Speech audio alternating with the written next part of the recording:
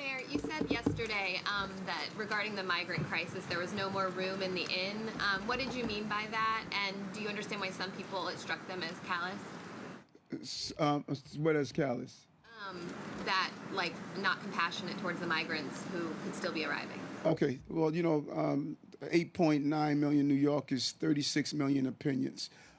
I have to navigate the challenges of telling everyday New Yorkers that we're watching a nice national crisis that's playing out on the stage of our city.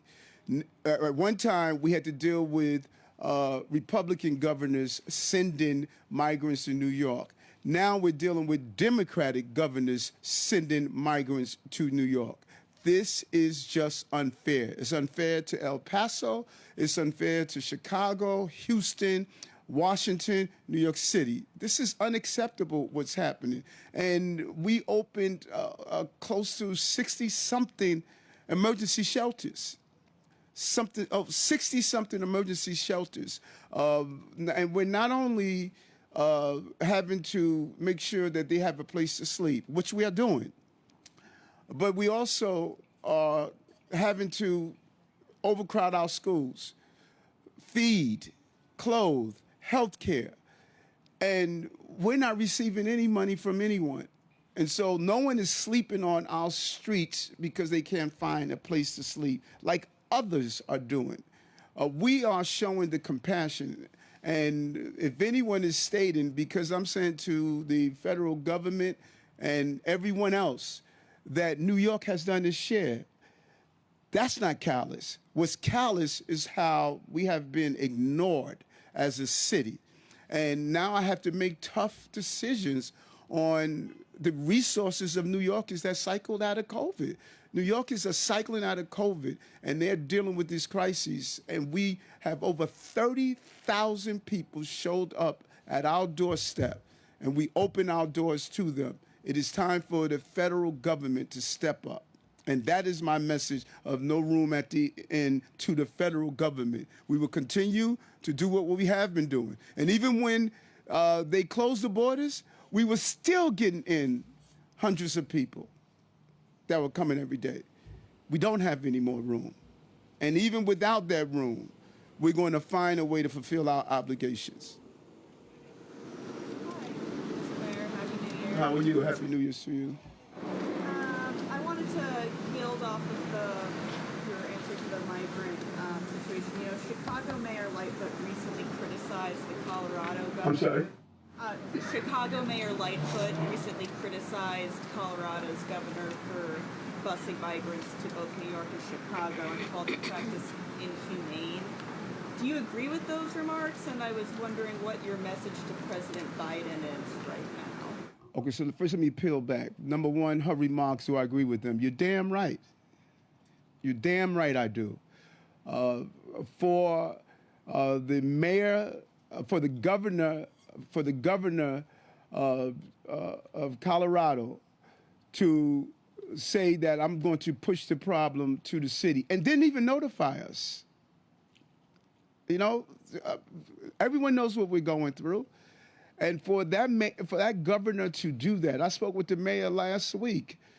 This is just unacceptable, and I think I have been extremely reserved on what has been happening. I don't know if we really understand the magnitude of dropping 30,000 people in the city that's already going through a crisis.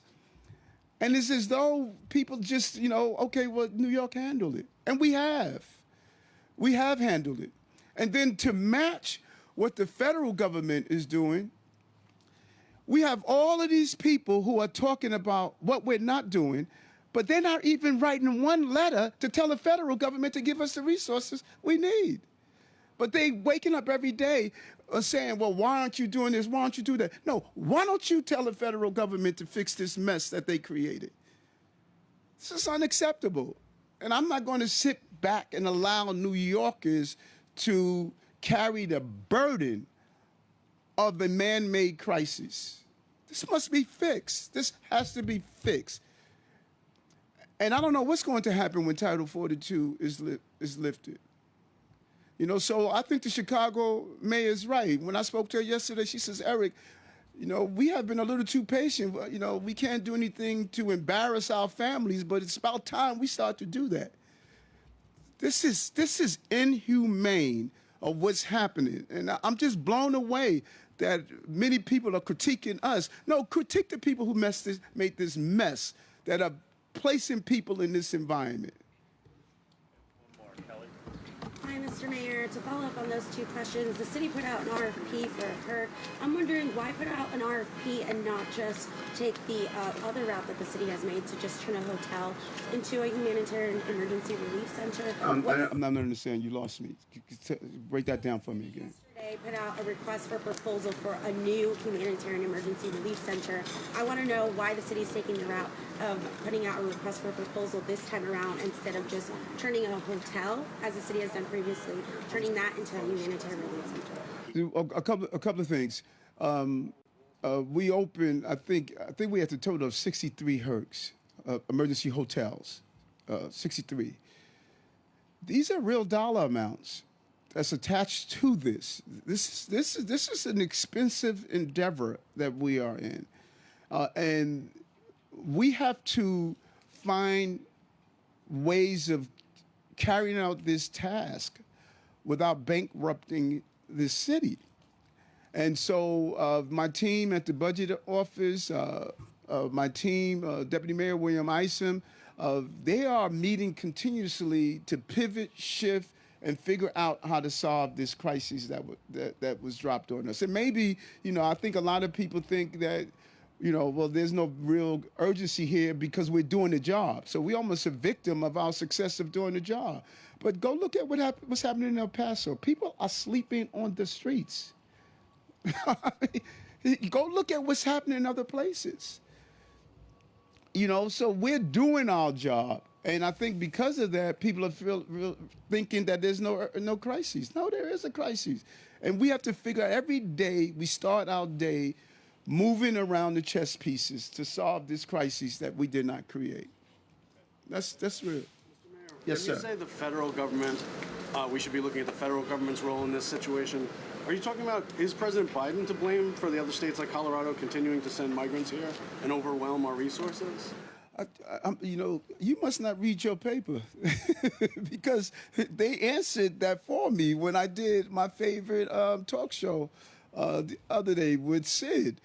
Listen, we have to solve the migrant-immigrant issue. So it's easy to point to whomever is in the White House at the time. Those are Band-Aids. We have a problem at our borders.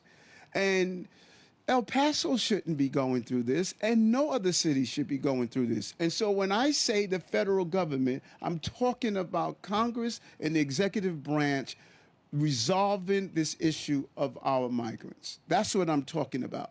And we're not going to try to simplify this to say, well, you know, should it be just Washington? No, we have an immigrant crisis that we can't continue to ignore. Hello, Happy New Year. How are you doing, Kimberly? Good to see you. Let's talk rats. Yes, hate them. Hate Talk them. about the new summons, the most recent summons, and Curtis Lewa is going to offer his services to you today, I guess, several rats. Can you talk about where you stand, and you said you smell a rat. Well, first of all, I hope he leaves some of the cats on the block, because whatever it takes, I would rather see a cat than a rat any day. Second, this is not a